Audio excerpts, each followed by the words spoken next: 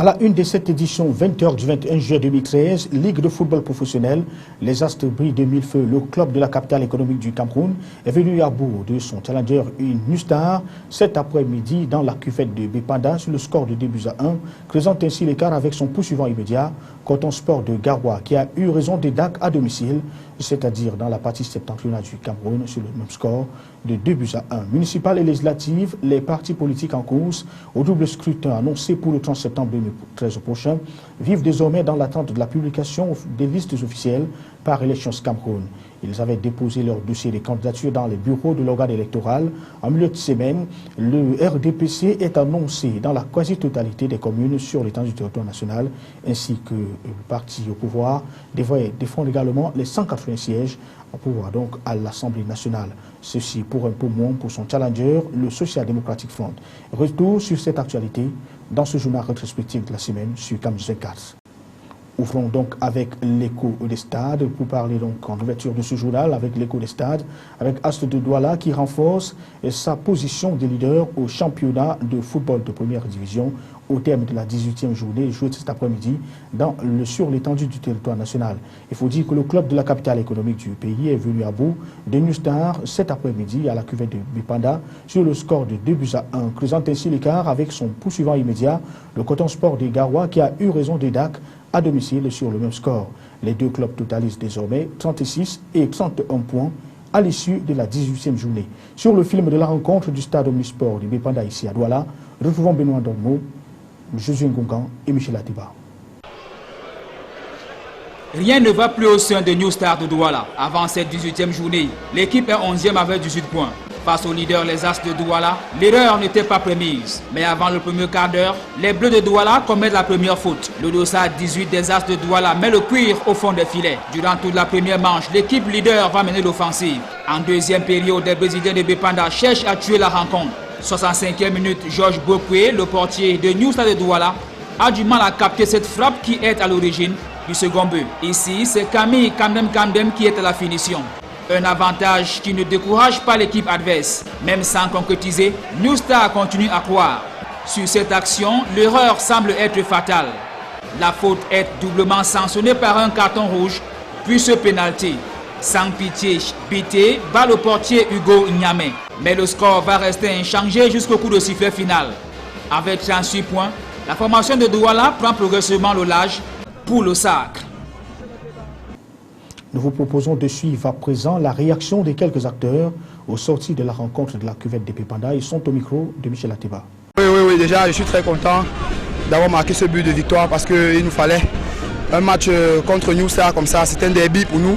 À l'aller, nous ont battu 1-0 et aujourd'hui il fallait qu'on donne tout pour pouvoir remporter les 3 points pour aller à 36 points qui nous amène vers le titre. Si on compte avoir un titre cette saison, une place africaine, il va falloir qu'on s'y mette parce qu'en ce moment, tous les matchs deviennent très importants. Et vous voyez comme cet après-midi face à New Star, déjà cet adversaire qui nous a battus à l'aller. Donc pour nous ça a été un succès d'orgueil.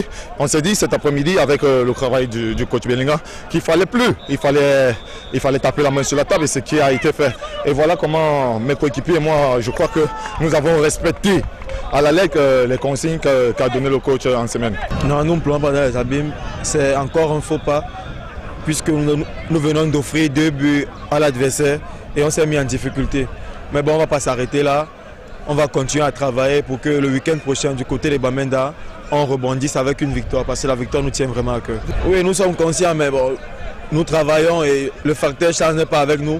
Mais bon, on ne peut pas s'arrêter, on ne peut pas s'alarmer. Le championnat n'est pas fini. C'est un championnat à 3 points. Et comme je disais tantôt, on va essayer de travailler dur en semaine pour pouvoir apporter des points du côté de Bamenda. Et maintenant, les temps forts de l'actualité hebdomadaire sur Camus 24. Les sénateurs ont quitté le palais des Verts de Ngouaïkele cette semaine au terme de la première session ordinaire de la Chambre haute du Parlement pour le compte de l'année 2013. En clôturant les travaux, le président de l'institution, Marcel Niatifendi, a dressé un bilan positif de cette première session au cours de laquelle 3 projets de loi ont été examinés et adoptés, sans oublier la mise en place du premier bureau de la Chambre constituée de 17 membres, la nomination d'un secrétaire général et son adjoint, Michel Meva Mboutou, et ainsi que la constitution des commissions spécialisées. Marcel Niatifendi a donné rendez-vous à ses collègues sénateurs aux prochaines retrouvailles prévues dans les 3 prochains mois. prenaient part à cette session de clôture les membres du gouvernement avec à leur tête le Premier ministre Yan Filemon. Restons à l'Assemblée nationale pour rappeler que la session du mois de juin est également arrivée à son terme cette semaine. Les députés de la 8e législature se sont quittés au terme d'une mandature dense en projet. Il y en a eu pratiquement 114 projets de loi. Ce bilan a été dressé ce vendredi à l'hémicycle de Ngoye-Ekele à la fois par le président de l'Assemblée nationale et par les députés à l'occasion de la dernière session ordinaire d'une législature fortement marquée à la fois par la révision constitutionnelle, l'adoption d'un code électoral unique et par 3 prorogations des mandats des députés. Compte rendu, Florian Payot, Alexis Claude Amougou, CHTK. C'est dans une ambiance lourde, marquée par l'absence de bon nombre de députés qui tardent à digérer la non-investiture de leur liste par leurs partis politiques respectifs, aux législatives du 30 septembre prochain que le rideau s'est refermé ce 18 juillet 2013 sur la deuxième session ordinaire du mois de juin, une session qui marque ainsi la fin de la 8e législature entamée en 2007. Pour clôturer en beauté ce grand moment historique du Cameroun, Kavaï Yégué Djibril, président de l'Assemblée nationale, dont l'air joyeux traduit visiblement l'investiture de sa liste législative dans le Mayo Sava, a livré en quelques mots le bilan de la session de juin au cours de laquelle 3 projets de loi ont été adoptés. 3 textes qui viennent se greffer à la centaine adoptés au cours de cette législature. Une abondante production législative que Kavaï Yégué met à l'actif des députés, mais davantage de l'exécutif qui a contribué à faciliter les choses. Pour bon nombre de députés rencontrés, la mandature qui s'achève a été fructueuse de par la qualité des textes adoptés. Cette mandature fut aussi l'occasion pour les élus de faire le bilan de leurs actions en faveur des populations. Des actions qui pourraient favoriser leur retour à l'hémicycle au soir du 30 septembre prochain, si jamais la population électrice leur renouvelait sa confiance, du moins pour ceux investis et validés pour la suite du processus en cours. Voici à présent la réaction de quelques députés aux sorties de la dernière trouvaille de l'exercice 2013, de cette session ordinaire de 2013 à l'hémicycle de Ngoye-Ekele. Il s'exprime au micro de Florian Payot. Ça a été une législature pleine, mais alors pleine. Et vous savez combien de questions orales auront été posées aux membres du gouvernement. Vous savez combien de textes de loi, mais jusque du premier jour de la première session à la dernière session extraordinaire de décembre 2011, on a eu à voter 90 projets de loi à étudier et à voter 90 lois. Je dis c'est extraordinaire. Le fait que nous ayons eu une prorogation du mandat nous instruit tout simplement sur la situation qui ne fonctionne pas normalement par rapport au calendrier électoral. Ça, pour nous, on devait en août 2012 avoir déjà renouvelé la Chambre de l'Assemblée nationale. Bon, pendant ces 6 années, nous avons eu à l'Assemblée à voter plus d'une centaine de lois. Et ça, c'est quelque chose de très marquant pour moi et très important parce que ça m'a permis de voir que j'ai participé d'une manière ou d'une autre à la mise en place et à la vie des populations du Cameroun. Dans les municipalités, la communauté urbaine de Douala évalue son budget à mi-parcours. Au cours de la deuxième et dernière session de l'exercice 2013, dont les travaux étaient conduits par le délégué du gouvernement, le Dr Fiston Tonnet, l'on a appris que la supracommune a enregistré environ 13 milliards de francs CFA de recettes pour des dépenses évaluées à près de 12 milliards. Le plus gros message, en bout de ligne émis ici, invitait l'ensemble des grands conseillers et maires à mettre un accent particulier sur la lutte contre le désordre urbain qui a droit de citer depuis quelque temps à Douala. Les détails avec Benoît Dormo et Divinapi.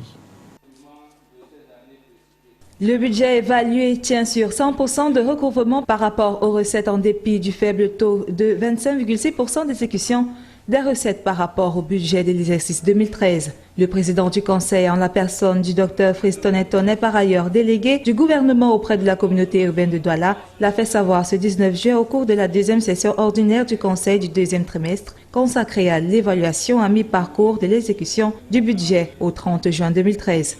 Vous avez constaté que la prudence a voulu qu'on adosse nos dépenses aux recettes réellement recouvrés qui sont réellement dans nos caisses. Ce qui peut être préjudiciable parce que le taux de dépense est faible. Mais on est obligé de tenir compte de la trésorerie réelle. 138 délibérations ont été votées et approuvées sur le plan de la législation locale et de la réglementation urbaine. Celles-ci portent essentiellement sur les plans d'urbanisme et d'occupation des sols, plans de circulation et déplacement, stratégie de développement de la ville de Douala et son aire métropolitaine, entre autres. Il est question qu'il y ait beaucoup plus de fermeté dans le respect des règles urbaines et de coordination dans l'action sur le terrain. Sur le plan des infrastructures routières et de la gouvernance urbaine, les missions assignées sont sur le point d'achèvement.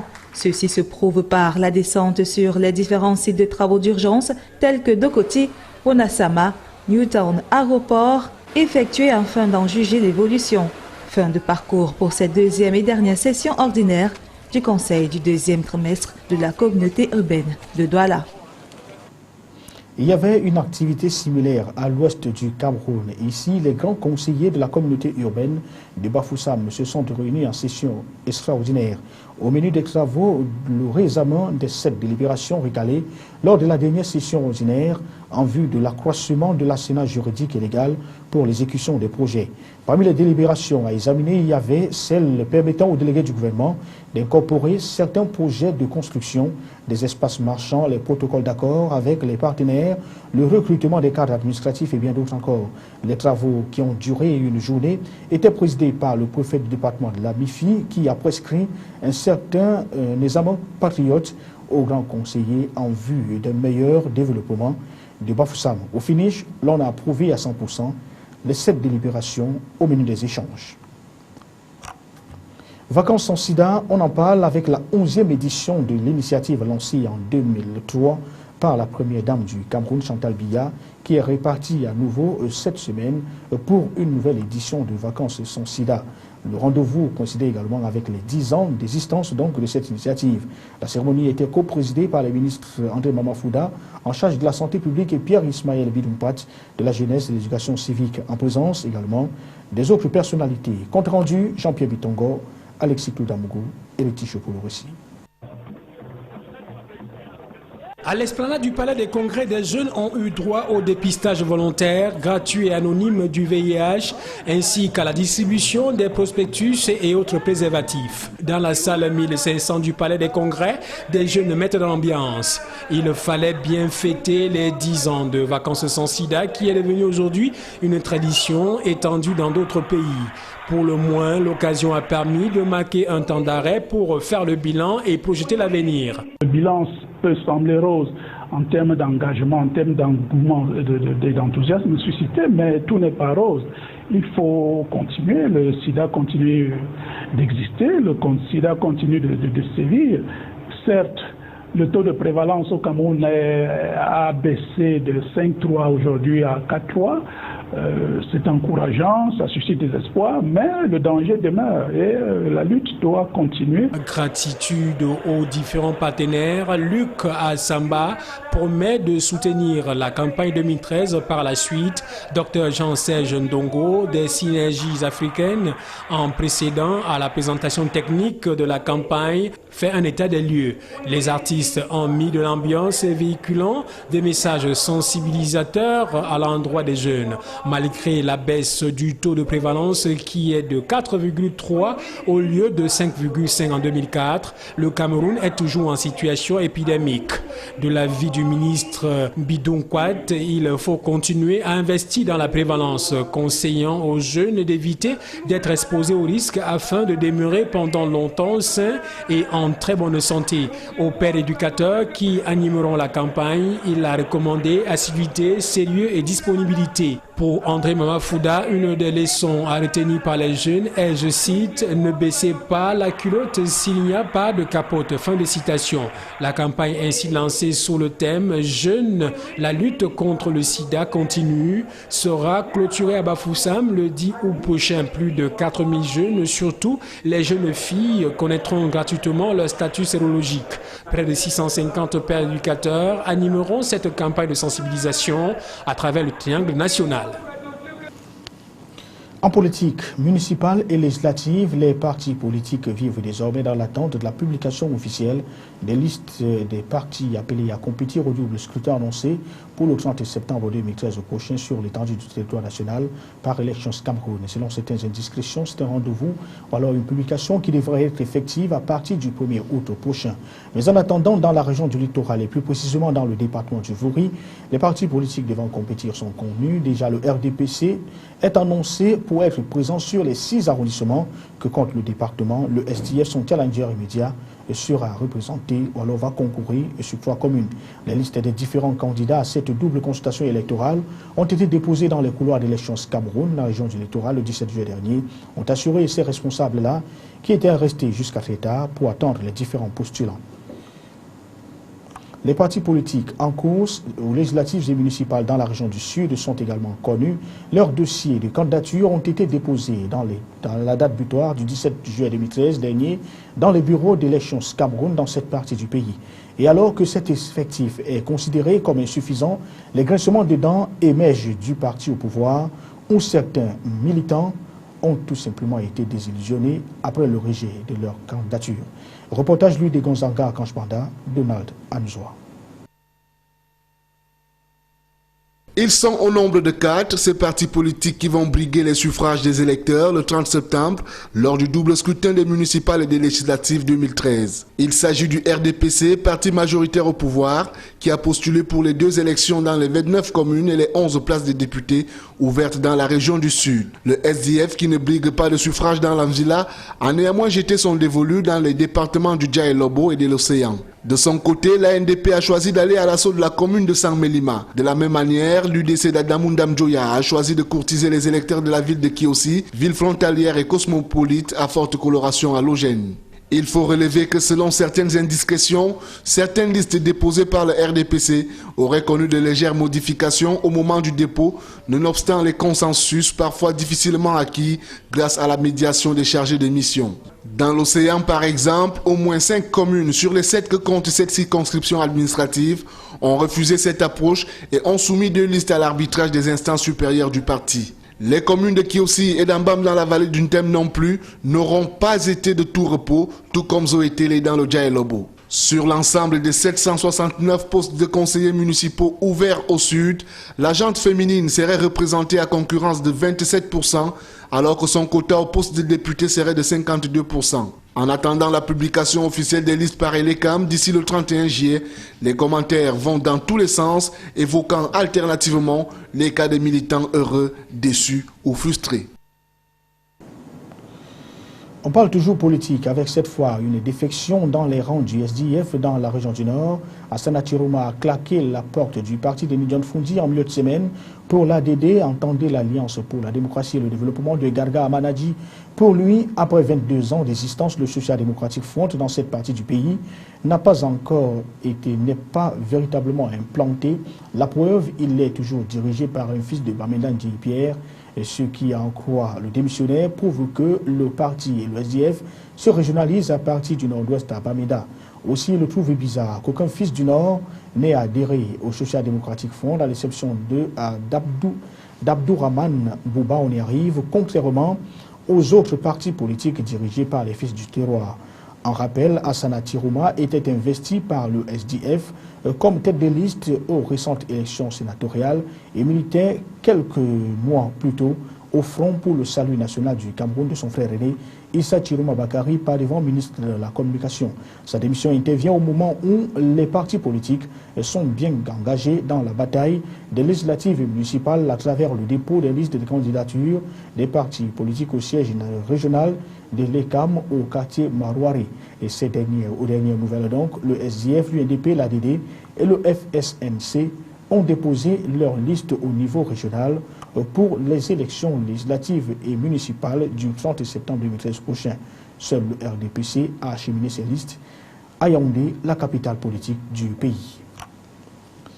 À l'étranger, on parle du prince Philippe qui est devenu officiellement le 7e roi des Belges ce 21 juillet 2013 après l'abdication de son père, le roi Albert II.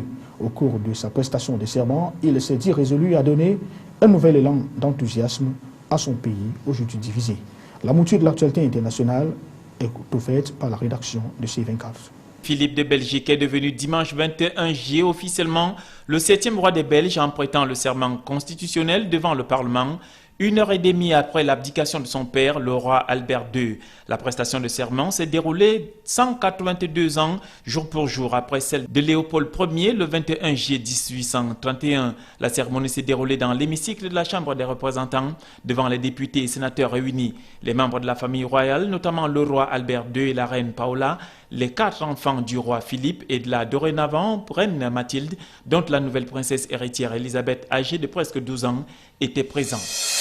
Des milliers de manifestants se sont rassemblés samedi 20 juillet dans plusieurs villes des États-Unis pour rendre hommage à Trayvon Martin, une semaine après l'acquittement de son meurtrier, et réclamer justice et équité. Mais nombre de manifestants de Miami, qui devaient être le point d'orgue du mouvement, ont fait part de leur déception quant à la faible participation.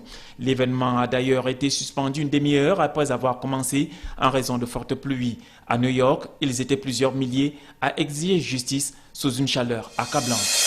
Les violences antipolicières ont baissé d'intensité à Trappes dans la nuit de samedi à dimanche, mais se sont étendues à des villes voisines, conduisant le gouvernement à maintenir sur place un dispositif de sécurité conséquent. 4 personnes ont été interpellées dans la nuit de samedi à dimanche à Trappes pour des jets de projectiles sur la police et des dégradations, et une vingtaine de véhicules ont été incendiés dans cette commune et dans les villes alentours. Les locaux de Femen à Paris ont été endommagés par un incendie dont la cause était inconnue dans la nuit de samedi à dimanche. Le feu a pris autour de 5 h du matin, a expliqué Ina Shevchenko, chef de file des Femen en France, qui n'était alors pas présente sur les lieux. Madame, Monsieur, merci de nous avoir accompagnés tout au long de cette semaine. Vous servir notre devoir, vous savoir satisfaire notre plaisir. Merci de rester. Nous souhaitons de passer de bons moments en compagnie de nos programmes qui se poursuivent. Bonsoir.